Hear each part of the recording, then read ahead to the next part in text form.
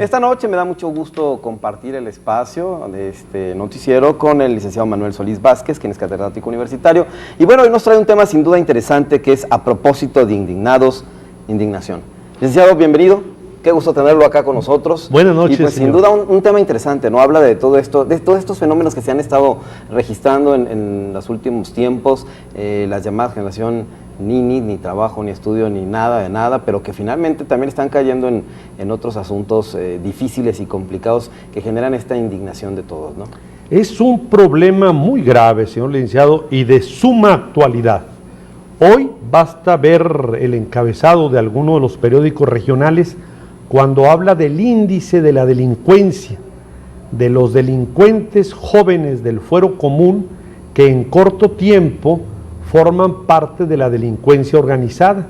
Hay muchos jóvenes que ni estudian, ni trabajan, que no tienen oportunidad, que viven en la pobreza y que aumentan esos índices de la pobreza extrema de México. Y esto de los indignados, pues es un movimiento conocido a nivel mundial. Por eso hablamos de este tema.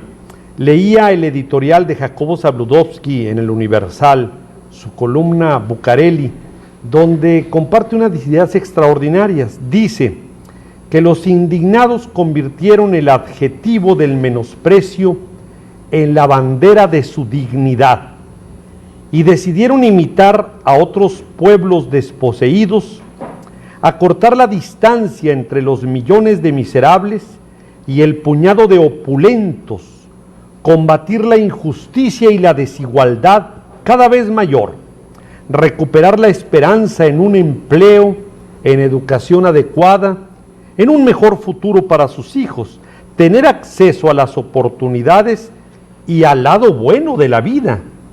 Los primeros ocuparon la Puerta del Sol en Madrid apenas el 15 de mayo, seguidos después por aquellos del mundo que tienen los mismos males, y por encima de idiomas y fronteras sigue la Plaza de Roma, luego la de Mayo en Buenos Aires, luego el Jardín de Londres, y luego en muchos otros países del mundo están tentados a imitar este movimiento. Y no cabe duda que en México en corto tiempo lo estaremos viviendo. Lo que nació como una protesta contra la avaricia de los banqueros, la abyección de los políticos y la deformación monstruosa de un sistema diseñado desde el principio para hacer más ricos a un puñado de superricos, a costa de hacer más pobres al 99% de los habitantes de la tierra, ha crecido como voz que es escuchada hasta por los oídos más sordos del universo.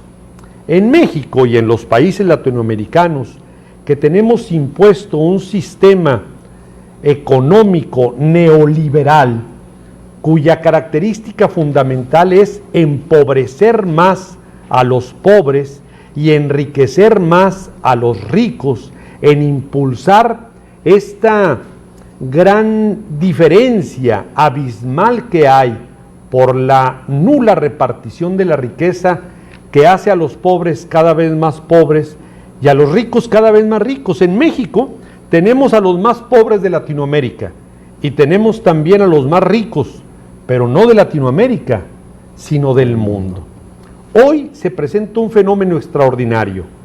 En Madrid hay un hotel de primera que ha sido desocupado por una hipoteca que los banqueros cobraron en especie y aloja desde hace más de una semana a los indignados españoles, que sin duda cometen un delito por invadir una propiedad privada, pero la policía se abstiene de usar la fuerza pública, tal vez porque percibe la diferencia entre ley y justicia.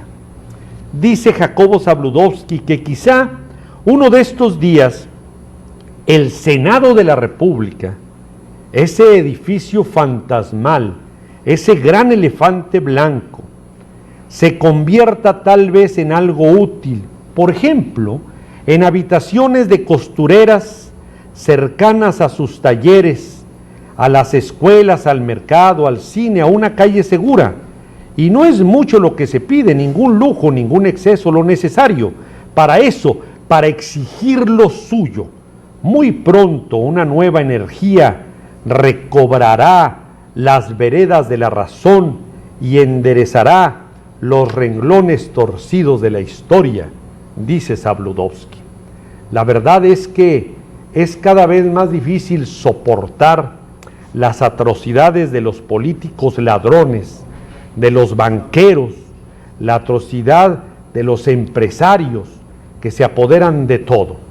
Y a los mexicanos cada día nos hacen más pobres, indudablemente. Y recordaba, señor licenciado, el famoso testamento de Pito Pérez Gaona, el de la vida inútil de Pito Pérez, aquel borracho hilo lacre de José Rubén Romero, su autor, cuando escribe un testamento, un borracho, y dice: lego a la humanidad todo el caudal de mi amargura, para los ricos sedientos de oro les dejo la mierda de mi vida, y para los pobres por cobardes mi desprecio, porque no se alzan y lo toman todo en un arranque de suprema justicia, miserables esclavos de una iglesia que les predica resignación y de un gobierno que les pide sumisión sin darles nada a cambio. Libertad, fraternidad, igualdad, ¿qué frase más ridícula? A la libertad la asesinan todos los que ejercen algún mando, la igualdad la destruyen con el dinero y la fraternidad muere en vanos de nuestro despiadado egoísmo. Pito Pérez era un ejemplo de los indignados del México de los 30. Hoy ese número de indignados se ha multiplicado y seguramente ya lo conforman millones. Urge una solución, porque a los indignados de México tal vez no los detendrá nadie. Muchísimas gracias, Manuel Solís Vázquez. Gracias, señor. Que tenga la mejor de las noches. Muy amable. Yo le invito a que continúe con nosotros. Estamos en